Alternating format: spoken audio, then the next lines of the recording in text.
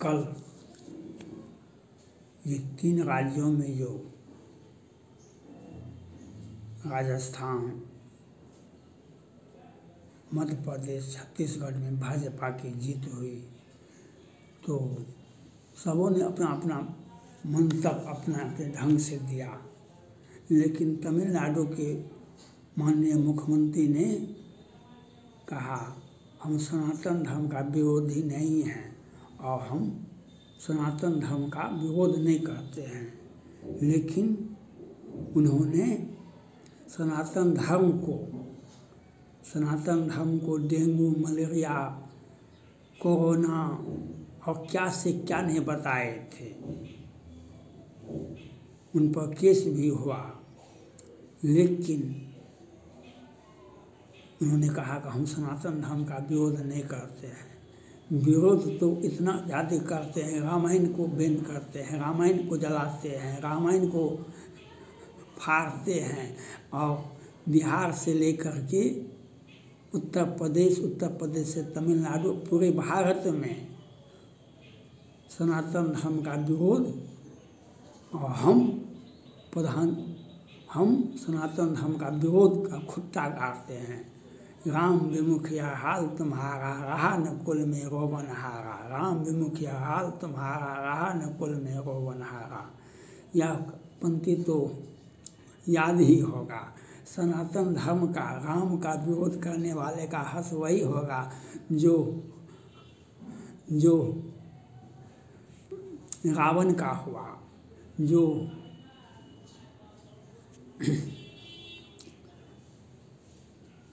दुर्योधन और दुशासन का हुआ। राम का विरोध करने वाले अब अपना भाषा बदल रहे हैं। रामचरितमानस का विरोध करने वाले अपना भाषा बदल रहे हैं। सनातन धर्म का विरोध करने वाले अपना भाषा बदल रहे हैं।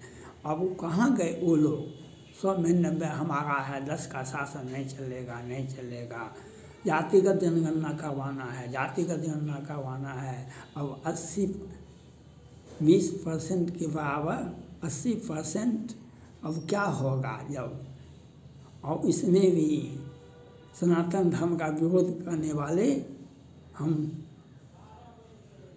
पूरे भारत को एक जिहादी गैंग बना देंगे। पूरे भारत को हम आतंकवाद के हवाले कर देंगे। हम पूरे भारत को हम हिंदुओं की लड़कियों को हम कटवा देंगे। हम सनातन धर्म का विरोध करने वाले हैं।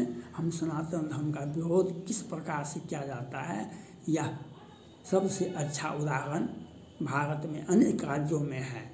अब जब सत्ता भाजपा को सनातन धर्म की जीत हुई,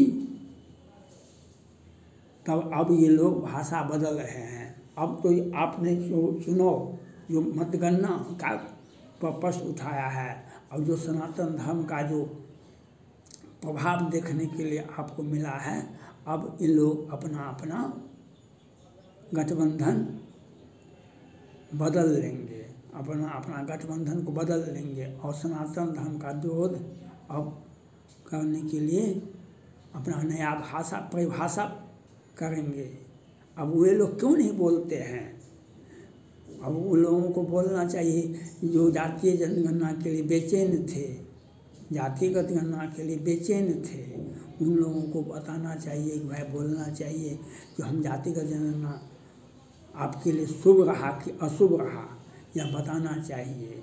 और सनातन धर्म को जो गालियाँ दे रहे थे, जो डेंगू है, मलेरिया है, कोरोना है, वे अब क्या करेंगे? अब लेकिन रामचरितमानस में एक पंक्ति है, क्षुद्र नदी थोड़े जल बोहाए, क्षुद्र नदी थोड़े जल बोहाए। आज सनातन धर्म आपने तमिलनाडु के मुख्यमंत्री जी और बिहार के मुख्यमंत्री उप मुख्यमंत्री जी ने मनीष कश्यप को जेल में भेज दिए, कहा कि वे फेक न्यूज़ बनाए थे, होना चाहिए। लेकिन सनातन धर्म पर गाली देने वाले पर याचिकाएं दायर है सुप्रीम कोर्ट तक में, केस हो गया, लेकिन उसकी सुनवाई नहीं होगी। लेकिन सनातन धर्म का विरोध करने वाले को बधाई है। हमारा न्यायालय डिले जस्टिस रॉन्ग जस्टिस का कहानी कहता है, लेकिन डिले जस्टिस रॉन्ग जस्टिस का फायदा भी होता है। जवानी में अपराध करो, बुढ़ापा में जेल जाओ। जवानी में अपराध करो, बुढ़ापा में जेल जाओ। 60 वर्ष के बाद हमारे यहाँ देखते हैं नेताओं को सज़ा होता है। 60 वर्ष के सत्ता में जब तक रहते हैं तब तो कहीं भी कुछ नहीं होता है इन लोगों के विरोध में। यह कहने के लिए तो MLA MP कोर्ट है, कहने के लिए जो सब कुछ है, लेकिन एक भी मंत्री नेता को, मुख्यमंत्री को केस मुकदमा में कहीं भी आज तक सजा नहीं हुआ है। हाँ, जब 60 वर्ष हो जाता है, जब सत्ता छूट जाता है, तब इन लोगों का जेल का फाटक खुलता है इन लोगों के लिए, न्यायालय का आदेश होता है। यह बहुत अच्छा भी है, यह बहुत खराब नहीं है। जवानी में अपराध करो, बुढ़ापा में जेल जाओ। हमारा इतिहास देख रहा है, भारत में बहुत सारे नेताओं को जेल में 60 के बाद गए जेल। और ऐसा ही होगा। सनातन धर्म का जो विरोध कर रहे थे, जो सत्ता में बैठे हुए हैं, अब केजरीवाल साहब 50 वर्ष तो लगभग हो गया इनको। अब केस होगा, मुकदमा होगा, ये होगा, वो होगा। तो अब सनातन धर्म वाले सभी बिहार से लेकर के उत्तर प्रदेश तक, मुखर्जा जी से लेकर के अखिलेश यादव तक, और तमिलनाडु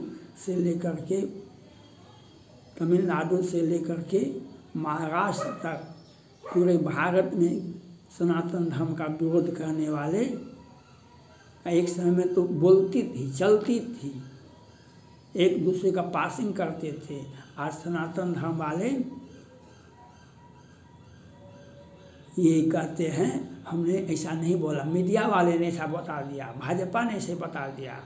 आपने बोला और आपने किया, आपने वह किया जो आपने किया, वो बधाई के बाद स्वीकार कीजिए, हम करेंगे। भाई आप सत्ता में हैं, आप तो कुछ भी कर सकते हैं। सत्ता में है तो कुछ भी नहीं, कुछ भी कर सकते हैं, कुछ भी बोल सकते हैं। आपको बधाई हो। अब पुनः अब न्यायालय का डर का है, हम बोलेंगे हम अपराध किए तो यह स्वीकार करना चाहिए, तो केस लंबा नहीं चलेगा। अपराध किए लेकिन हम बच भी जाएं ना, हमको लाभ मिलेगा ना प्रशासन का, सत्ता का, हम बच भी जाएंगे। इसलिए अब ये लोग बचेंगे नहीं। ये लोग जो सनातन धर्म को, रामचरितमानस का जलाए हैं, जो रामचरितमानस पर बैन लगाने की मांग करते हैं, जो रामचरितमानस का व्याख्या करने के लिए नए नए तरकीब निकालते हैं, ऐसे व्यक्ति पर हम न्यायालय सुप्रीम कोर्ट से अपील करना चाहते हैं, जो सनातन धर्म को बारे में जो बोला है, उस पर जहाँ पर जिस राज्य में, और केंद्र सरकार को भी जिम्मेवारी बनती है, गृह मंत्री की जिम्मेवारी बनती है, जो बयान दिए थे उन पर FIR क्यों नहीं हुआ, और जो सनातन धर्म पर जो टिप्पणियाँ किए थे उन सभी पर अलग अलग FIR होना चाहिए था, और सुप्रीम कोर्ट को भी यह संज्ञान लेना चाहिए और त्वरित कार्रवाई होनी चाहिए थे। अब ये अपना बयान बदलते हैं, कल तो केस भी खारिज हो जाएगा।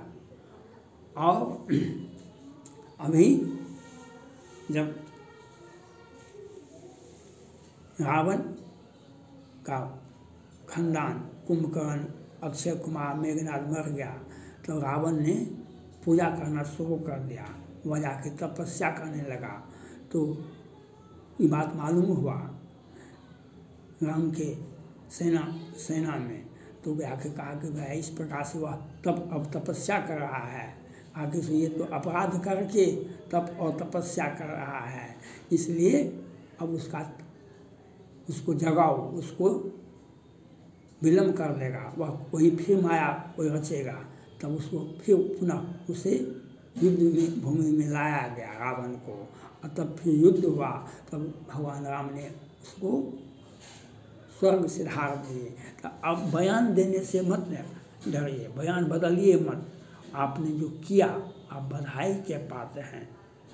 आपने इस प्रकार की बयानबाजियाँ होती रहती है, आप किए तो ठीक है, और जो और विरोध करना है और कोई जातिगत विरोध पूरे भारत में होना चाहिए, सनातन धर्म का विरोध पूरे भारत में होना चाहिए और होता रहेगा। और लेकिन इंतज़ार करना पड़ेगा आपको, जो 60 के बाद जेल का फाटक खुलेगा, जेल का फाटक खुलेगा। और सनातन धर्म को जो गालियाँ दे रहे थे, जो रामचरितमानस पर उंगलियाँ उठा रहे थे, बैन लगाइए, अखिलेश यादव तक वही कहते थे, क्योंकि एक रामचरितमानस 1000 से अधिक दोहा है और उस एक दोहा को निकाल रहे थे, पूरे उस एक दोहा का 2 पंक्ति को निकाल रहे थे। 2-4 दोहा को पढ़ लीजिएगा तो उसमें समस्या और समाधान दोनों होता है, लेकिन वह नहीं। हम रामचरितमानस पर अब इन लोगों को रामचरितमानस बहाना जो बन रहा था, हम भारत को आतंकवाद के हवाले कर देंगे, जिहादियों के हवाले कर देंगे, रामचरितमानस का विरोध कर देंगे, हिंदुओं का विरोध कर देंगे। अब वे लोग अपना तीखी आलोचना नहीं होनी चाहिए, तीखी आलोचना खूब कीजिए, लेकिन अपराध कीजिए, उसको स्वीकार कीजिए। सनातन धर्म का विरोध आपको बधाई के पात्र हैं, आप बधाई के पात्र हैं जो आपने रामचरितमानस को पर जो टिप्पणियाँ किए थे तमिलनाडु के मुख्यमंत्री जी और सारे लोगों ने, पूरे भारत में जो केस है, जो मुकदमा है, वह धीरे धीरे खुलेगा। और इसी प्रकार से हतोत्साहित मत होइए। अभी यह छोटा सा जीत हुआ है, ये छोटा सा जीत हुआ है, ये बहुत बड़ी जीत नहीं है। सनातन धर्म का ये बहुत बड़ा जीत नहीं है। ये राजस्थान की, मध्य प्रदेश या छत्तीसगढ़, ये बहुत बड़ा जीत नहीं है। जीत तो 24 में होगा। पुनः जब मोदी जी प्रधानमंत्री बनेंगे तब सनातन धर्म का, रामचरितमानस का और भगवान राम के मंदिर पर भी प्रश्न उठाते थे। बहुत सारे लोग कहते थे यहाँ पर हॉस्पिटल बना दीजिए, सर्वधर्म संभव का जो है परशुराम जी का मंदिर बना दीजिए। बहुत सारे लोग बहुत अपना अपना बयान दे रहे थे कि राम का मंदिर भी देखेंगे। और पुनः जब मोदी जी प्रधानमंत्री 2024 में जब चुनाव होगा और चुनाव के बाद जो रिजल्ट निकलेगा, तब सनातन धर्म का विरोध करने वाले का सदियों बीत जाएगा। जो राम विमुख या हाल तुम्हारा रहा न कुल में वो बनहारा। थैंक्स।